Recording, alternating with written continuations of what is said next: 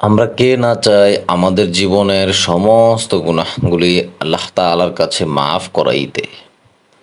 নবীজি সাল্লাল্লাহু আলাইহি ওয়াসাল্লাম বলেন, ওই ব্যক্তি ধ্বংস হয়ে যাক যে রমজান মাস পেল কিন্তু তার গুনাহগুলো ক্ষমা করাইতে পারল না।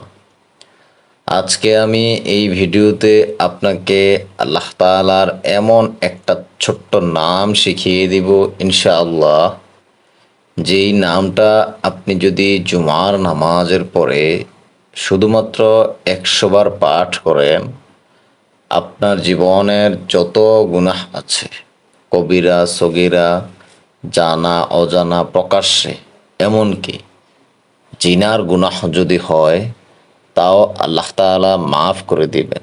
সুবহানাল্লাহ। শুধুমাত্র 100 বার। পবিত্র কোরআনে আল্লাহ তাআলা বলেন, হে মুমিনগণ, জুমার দিন যখন নামাজের আজান দেওয়া হয় তখন তোমরা আল্লাহর স্মরণের দিকে এসো এবং বেচাকেনা বন্ধ করো। এটা তোমাদের জন্য উত্তম যদি তোমরা বুঝো। এরপর নামাজ শেষ হলে জমিনে ছড়িয়ে পড়ো, আল্লাহর অনুগ্রহ অর্থাৎ জীবিকা তালাশ করো এবং আল্লাহকে অধিক স্মরণ করো যাতে তোমরা সফল কাম হও। সূরা জুমআ থেকে এই তর্জমাটা করেছি। আমি আপনাকে বলবো, আপনি আজকে জুমার দিনের পরে, জুমার নামাজের পরে শুধুমাত্র 100 বার পাঠ করতে আপনার বড়জোর 5 মিনিট সময় লাগবে। এই একটা দোয়াই পরে আপনি রমজান মাসে আল্লাহ তাআলার কাছে মাফ চান, তওবা করে ফিরে আসেন আপন রবের দিকে, যিনি আপনার সৃষ্টিকর্তা, পালনকর্তা এবং রিজিক দাতা। তিনি যদি আপনার উপর খুশি হয়ে যান, আপনি এই দুনিয়াতে যত বালা মুসিবতে থাকেন না কেন, যত কঠিন থেকে আরো কঠিন বিপদেও থাকেন না কেন, ইনশাআল্লাহ আপনার জন্য তিনি যথেষ্ট হয়ে যাবেন। আপনি যদি আরো বেশি ঋণে জর্জরিত থাকেন, আরো বেশি অভাবী থাকেন, দরিদ্রতা যদি আপনার পিছু নাও ছাড়ে, তারপরেও অন্তত এই দোয়াটার কারণে আল্লাহ তাআলা হয়তো আপনার জীবনের ভাগ্যকে ঘুরিয়ে দিতে পারেন। মানুষ যখন দোয়া করে আল্লাহ তাআলা খুশি হন। আজকে জুমার পরে এই ছোট্ট নামটা শুধুমাত্র 100 বার পাঠ করবেন। করার পরে আল্লাহ তাআলার কাছে দোয়া করবেন। রমজানের ওসিলায় আল্লাহ তাআলা আপনার দোয়া অবশ্যই কবুল করে নেবেন। তার জন্য তার উপর পরিপূর্ণ বিশ্বাস এবং আস্থা রাখতে হবে। হায় আল্লাহ, অনেক আশা নিয়ে যারা এই ভিডিওটা দেখতেছে, তাদের জীবনের যত গুনাহ আছে সকল গুনাহ আপনি মাফ করে দিয়ে তাদের সকল গুনাহগুলিকে নেকিতে পরিপূর্ণ করে দিয়েন। এই দুনিয়াতে তারা যত সমস্যায় আছে তাদের সকল সমস্যা আপনি সমাধান করে দিয়েন। হে আল্লাহ রব্বুল আলামিন, অনেক পাপী বান্দা আছে যারা আপনার কাছে দোয়া করে কিন্তু আপনি তাদের দোয়া কবুল করেন না। আজকে আমি আপনার কাছে হাত জোর করে অনুরোধ করছি, ওই লোকের, ওই ব্যক্তির যত মনের আশা আছে আপনি সকল কিছু পূরণ করে দিয়ে তাকে হেদায়াত দান করেন। তাদের বাবা মাকে সবাইকে মৃত্যুর পরে জান্নাত দান করিয়েন। যাদের বাবা মা এই দুনিয়াতে বেঁচে আছে তাদেরকে হায়াতে তৈয়বা দান করেন। আমিন। দয়া করে অবশ্যই কমেন্ট বক্সে আমিন লিখে যাবেন, কেননা কার দোয়া কখন কবুল হয়ে যায় তা বলা যায় না।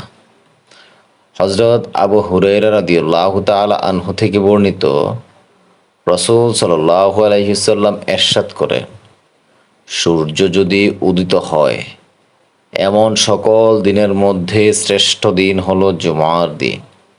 এই দিনেই হযরত আদম আলাইহিস সালামকে সৃষ্টি করা হয়েছে। এই দিনেই তাকে জান্নাতে প্রবেশ করানো হয়। এই দিনেই তাকে তা থেকে বের করা হয়। আর এই জুমার দিনে কিয়ামত সংগঠিত হবে। তিরমিজি শরীফের হাদিস। নিজেই বুঝতে পারতেছেন এই কতটা ফজিলতপূর্ণ এই জুমার দিন, তার মধ্যে আবার রমজান মাস।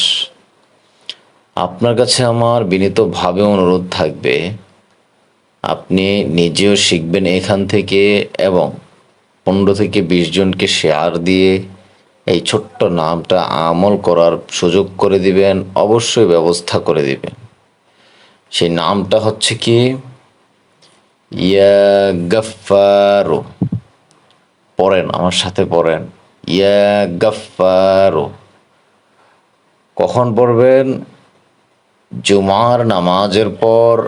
কতবার পড়বেন? 100 বার। এই নাম পড়লে আল্লাহর ইচ্ছায় গুনাহ মাফ হয়। এছাড়া আসরের নামাজের পর ইয়া গাফফারুগ ফিরলি জুনুবি, অর্থাৎ হে ক্ষমাশীল, আমাকে ক্ষমা করুন। এই দোয়াটা যেই ব্যক্তি পাঠ করবে, আল্লাহ তাআলা ওই পাঠকারীকে ক্ষমাপ্রাপ্তদের দলভুক্ত করে নেবে। সুবহানাল্লাহ। 2টা আমল আমি আপনাকে এই ভিডিওতে শিখিয়ে দিয়েছি। একটা হচ্ছে ইয়া গাফফারু, আরেকটা হচ্ছে ইয়া গাফফারু ফিরলি জুনুবি, অর্থাৎ হে ক্ষমাশীল। এই 2টা আমল জুমার দিন বেশি বেশি করার চেষ্টা করবেন। মিনিমাম 100 বার জুমার পরে আর আসরের পরে ইয়া গাফফারু ফিরলি জুনুবি, এই দোয়াটা বেশি বেশি আমল করার চেষ্টা করেন। জানি না কার দোয়াতে কোথায় আল্লাহ তাআলা কাকে ক্ষমা করে দেন।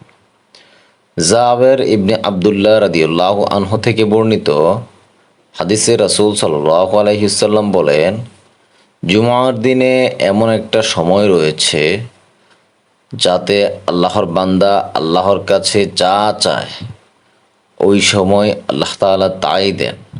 অতএব তোমরা আসরের সময়ে তা তালাশ করো। আবু দাউদ শরীফের হাদিস। কোনো হাদিসে এসেছে সেইটা মুয়াজ্জিন যখন খুতবা দিতে ওঠে সেই সময়। কোনো হাদিসে এসেছে জুমার দিন ইকামত থেকে নামাজ পর্যন্ত। কোনো হাদিসে এসেছে ফজর নামাজের সময়। তবে আমি আপনাকে অনুরোধ করে বলবো, সারাটা দিনই আমল করেন, সারাটা দিনই দোয়া করেন। কখন আল্লাহ তাআলা দোয়া কবুল করে নেয় তা বলা যায় না। ভালো থাকবেন, চ্যানেলটা সাবস্ক্রাইব করে অবশ্যই সঙ্গে থাকবেন। আপনি কমেন্টসে অবশ্যই জানাবেন আপনি এই আমলটা করবেন কিনা। আসসালামু আলাইকুম ওয়া রাহমাতুল্লাহি ওয়া বারাকাতুহু।